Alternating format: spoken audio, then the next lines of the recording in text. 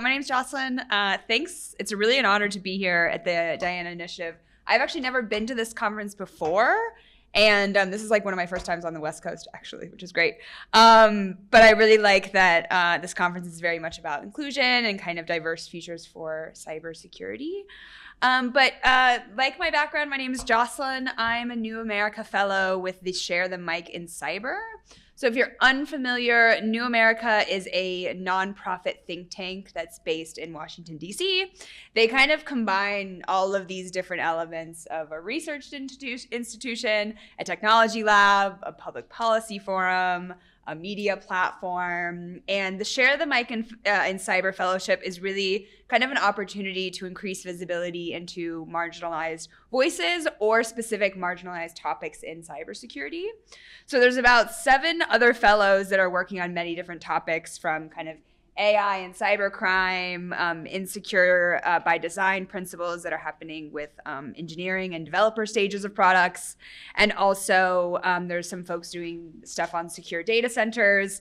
But specifically for my research topic, I'm really looking at some of the crises that human rights defenders are seeing online. So there's a ton of other work going on with other fellows within New America. So that's going to be coming out in the next couple months. So I definitely recommend you take a look at that. But today, one of the things I really want to talk about is kind of this hidden crisis of the intersection of technology and human rights. So I imagine we are all an industry of defenders. I'm curious how many people here have worked for a nonprofit organization or kind of currently work in the nonprofit sector. Okay, awesome. So I imagine that many of you in the nonprofit sector wear many different hats at your organization. Would you say that's like a fair assessment of what your work looks like? Yes? Okay. So my background, I used to work at a nonprofit based in Mozambique where I was doing research at an emergency medicine hospital. There were about three other folks that were kind of doing a lot of this work. And, I managed the website and managed the volunteers. I did a lot of the funding. So a lot of what I'm going to talk about today is some of the things that I've learned working in the nonprofit sector, but then also some of the research that I've done with my fellowship with New America. But I want to take a step back and give you a little bit of background on why exactly I started this research project with New America. And it really started with the idea of mine that I've noticed kind of throughout the last few years in the human rights sector and the cybersecurity landscape in general. So in my day-to-day job outside of my fellowship with New America, I work at a cybersecurity company called Cloudflare. We provide kind of key cybersecurity products like DDoS mitigation. Imagine many of you are familiar with that, to kind of businesses all around the world. But specifically for my role at Cloudflare, I work with nonprofit organizations, civil society groups, human rights defenders, journalists, state and local governments that run elections, political campaigns, to provide them with our products for free. And a lot of my work actually is focused on analyzing the different types of cyber threats that they see, to provide that information to civil society organizations to kind of better protect these groups online. So my kind of majority of my day for the last 6 years has been actually getting on calls with organizations from around the world, with human rights defenders, with journalists that are getting these attacks every single day. So they're either having their data stolen by government actors, losing thousands of dollars to ransomware attacks, and kind of couldn't get their operations back online. That's typically what my day-to-day looks like. Another part of the work that I do is that I work with a lot of these large civil society organizations, such as Access Now, Internews, the National Endowment of Democracy, working with them and also government agencies to figure out what are responsible ways to provide these types of products to human rights defenders around the world. So there's kind of 2 components of it. It's working with the very small organizations at the very much grassroots level, and then also in these larger conversations on trying to figure out how we can better protect these groups online.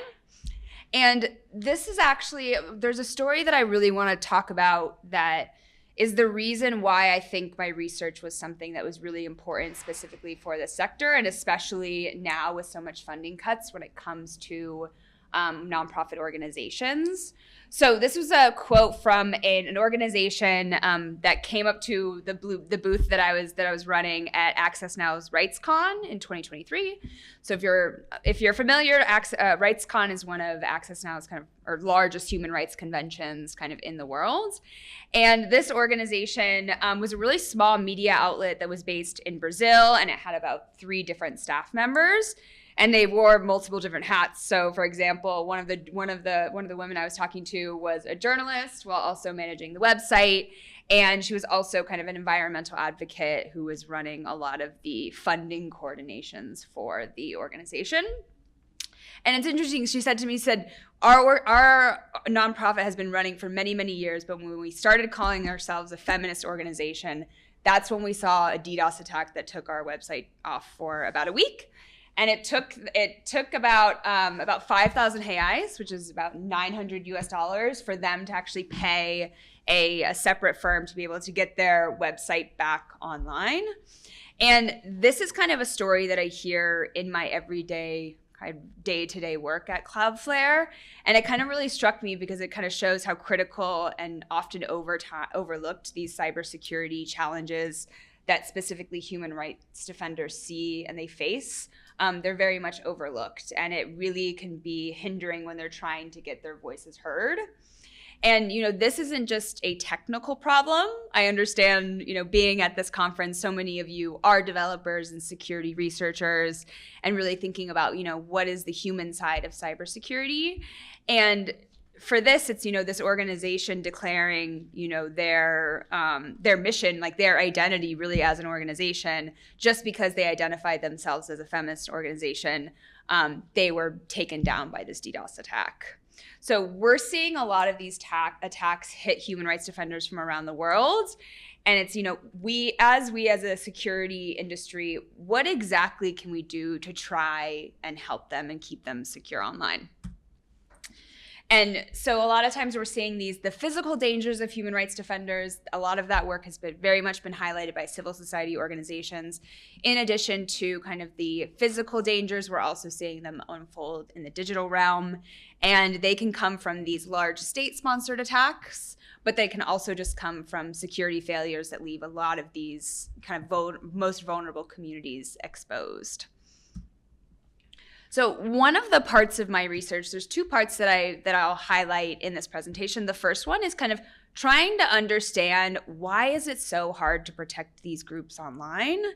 And there's 3 different components that I've found in my research when it comes to protecting human rights defenders online and kind of what the largest problems we have with that. So one of the first ones is a lot of these human rights defenders and nonprofit organizations are really focused on their core mission. So that could be like documenting atrocities that are happening in their specific countries, or running digital security helplines, many of these other types of work, and they're not cybersecurity experts. So, for example, with the USAID funding cuts that have been happening in the United States, a lot of independent journalists have really focused and relied on these digital security helplines that a lot of nonprofits run. Because there has been funding cuts to a lot of these nonprofits, we're seeing it here in the US. Imagine many of you working for nonprofits have been impacted by this. So it's really a lot of what we're saying is that these basic operations, when it comes to just keeping the organization afloat, all of that is being focused on the basic operations rather than cybersecurity. And then the second point is kind of the global support structure when it comes to protecting human rights defenders online. A lot of that it's fragmented among many different stakeholders. So the couple of stakeholders that we've seen in this are the civil society organizations. So these are these large nonprofits that are providing expertise to human rights defenders, doing security trainings all around the world, and really making sure that these human rights defenders have the types of tools that they need. I really think the civil society orgs are doing so much of the work that we see in protecting these groups online. The second kind of group is the private sector companies that are providing these cybersecurity tools to these organizations. And then we also see kind of governments, actors who are trying to figure out where exactly protecting human rights online, where exactly they should be putting their efforts into that. The interesting part about the government angle in it is that it looks different everywhere around the world. So for some human rights defenders, their largest adversary could be the government. So it can be really interesting when trying to build trust in a lot of these places on what that looks like in practice. And then the last one, which I won't get a lot into because that opens a whole nother can of worms that is for another research project in the future, is really the idea that there's no kind of international legal framework that's dedicated to protecting these human rights defenders online. So kind of the UN Declaration of Human Rights, which was back in the 1998, recognizes, the right to defend digital rights, but kind of lacks any type of legal enforcement mechanism. So all to say, it's really hard to figure out how to protect these groups online. And what I really wanted to figure out is, these are not isolated incidents. As you can see, these are actually just when I looked up, human rights threats online. These were some of the largest ones that came up. And there's new ones growing every day. And what I really wanted to focus on when it came to my research with New America is that I kind of hear these stories of organizations kind of going offline due to cyber threats, while also working with these large government agencies and civil society to figure out how do we highlight more of those voices so they have an opportunity to talk about how they can be protected.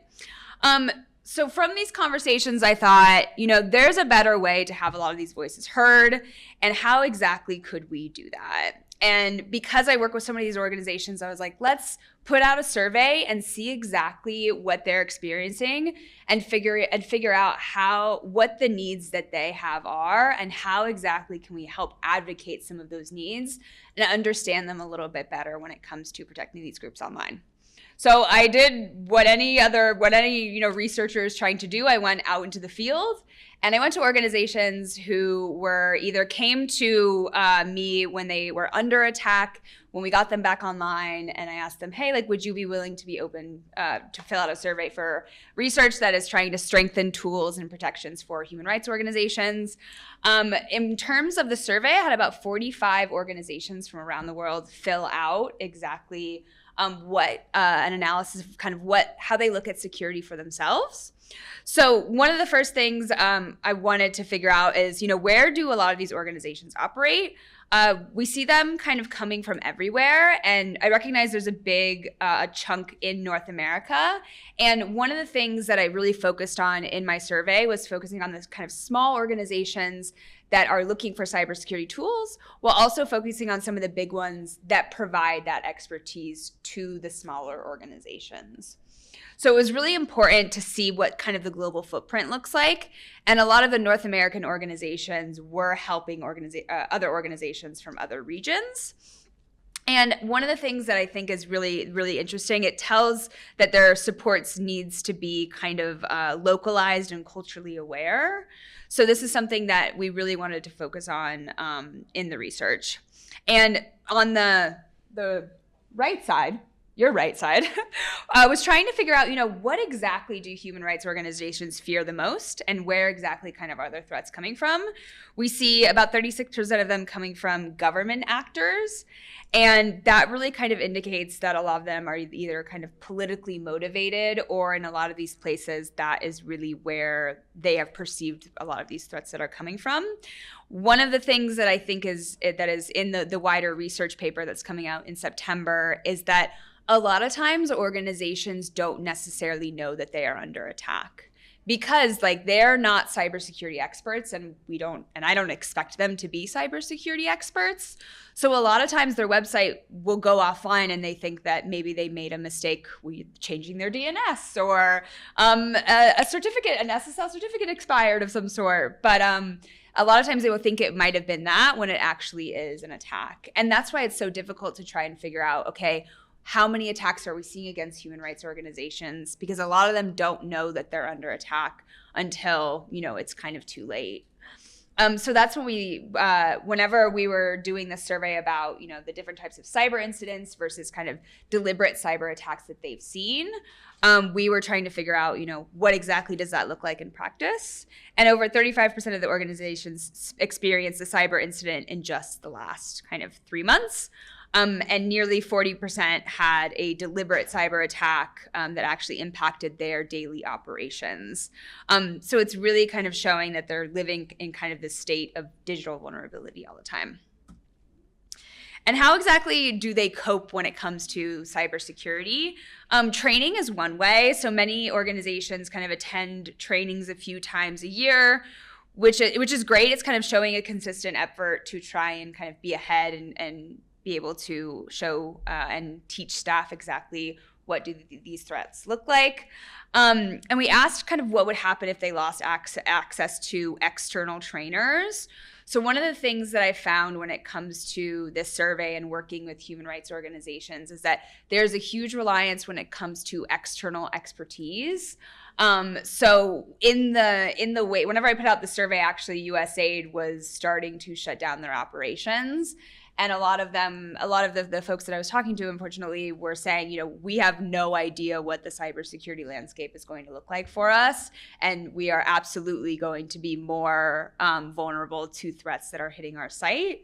And I think one of the stories, I remember chatting with a Belarusian journalist a couple weeks ago, and they were saying to me, we really want to focus our efforts on cybersecurity, and we follow the news when incidents come out, and we try to keep up to date with a lot of what's happening, but we don't have any actionable items when it comes to a new incident coming out. We have no idea what to do with this information.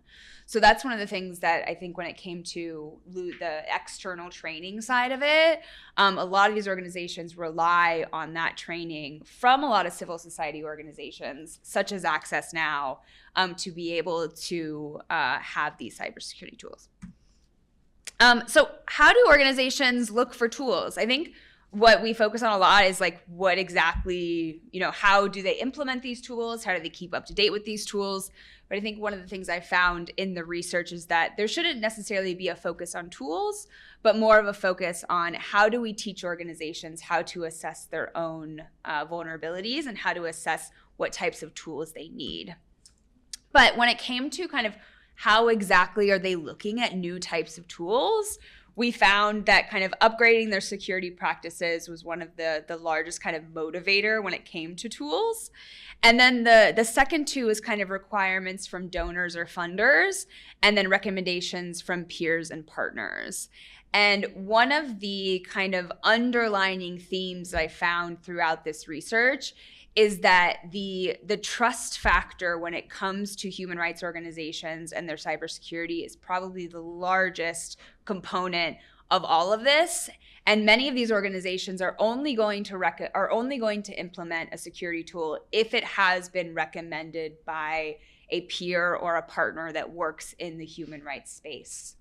And on the requirement from donors or funder side, I think that is a very interesting aspect because you are seeing, especially with so many funding cuts and not as many grants available for organizations, that the requirements from the donors or funders is going to be growing, because a donor is going to say, we want to make sure that we are giving you this grant, but you have to make sure that you have two-factor authentication enabled for all of your employees or human rights defenders that work for your organization, due to the fact that many of these organizations are getting hacked and having a lot of their funds stolen for them. Another thing that I found really interesting in the data was that we found that when it came to actually deciding what exactly the types of cybersecurity tools these organizations should be implementing, it was mainly the IT team and the top level leadership that were deciding what tools they were going to be implementing for their organization. And I was really happy to see this part of it, because that means that even at the highest level of many of these organizations, that cybersecurity is incredibly important. And that is something that can be used when it comes to being able to dedicate some type of budget to cybersecurity, if it's coming from the top level leadership saying this is important for our organization, that is a really good sign in the human rights space. And then also another thing we were trying to figure out, for a human rights organization and human rights defenders, how confident are they when it comes to implementing or just being able to understand what types of tools that they need. And, we found about, the 38% of them said, yes, we understand exactly what kind of tools we need. But about 52 said they were in the middle in terms of they were somewhat confident on implementing and being able to assess a lot of these tools. And then also kind of when it came to factors affecting cybersecurity resources, I think all of us in the security space can kind of understand, within your own organization, like how exactly do we respond to a cyber incident, or like how do we look at each type of factor when it comes to like how much time we were able to kind of put in cybersecurity. And a lot of the organizations said, the lack of time or kind of competing priorities when it came to implementing different types of tools. And then another question we asked them was, how do you determine if a tool is trustworthy? A lot of them said, recommended by a trusted source was really one of the ways they were able to assess if it was a trustworthy tool. And then some other factors that I just wanted to throw in, because really a lot of the research that I did focuses on these questions, but also stories from a lot of organizations that filled out the survey and kind of had really interesting aspects to cover. And this quote is actually from an organization that is based in Ukraine. They're a very small media organization. And they were saying, when it comes to evaluating the tool, we want to look at the company's history, the product, any kind of negative press coverage that they have, and kind of saying we're only going to really trust a company or a tool if it's based in the US or EU, because they're generally considered more secure. And then kind of looking at the significance of implementation challenges, really organizations said the high costs of tools was kind of the biggest barrier when it came to implementation, which this is very much targeted toward the private sector when it comes to really trying to show that the cost of tools can be really difficult for them to implement. So let's try to make it easier, and also make it easier for organizations to implement these things. And then also kind of other tools. One of the stories that I actually came from an organization was, they have the IT team had a problem with trying to convince others in the organization to implement and spend time on these. So I kind of just pulled this quote that they were persuading people to make time to kind of implement cybersecurity tools was their biggest challenge when it came to cybersecurity. And then kind of the last part of the survey, I focused on this third-party support models and reporting systems. And a lot of organizations said that when it comes to, if they could outsource some of the work that they were doing when it came to cybersecurity, what would they be willing to outsource? And a lot of them said kind of the staff training and awareness was something that they wanted to be able to outsource, and also the threat detection and monitoring. And then one of the other questions, kind of the last questions that I really wanted to find out about from organizations is if there was a third-party management system where they were able to either outsource some of the, some of their cybersecurity work, what exactly would they do? And what would they need from this provider? And a lot of them said they needed strong data protection and confidentiality policies. And this makes a lot of sense because of the human rights space when it came to, okay. Yeah, no worries. Thank you. Key takeaways, relying on external expertise for security, cost is the biggest barrier, and kind of trust is the cornerstone of all these systems. If you have any questions, the research is coming out in September, so I appreciate all of you attending. Thank you.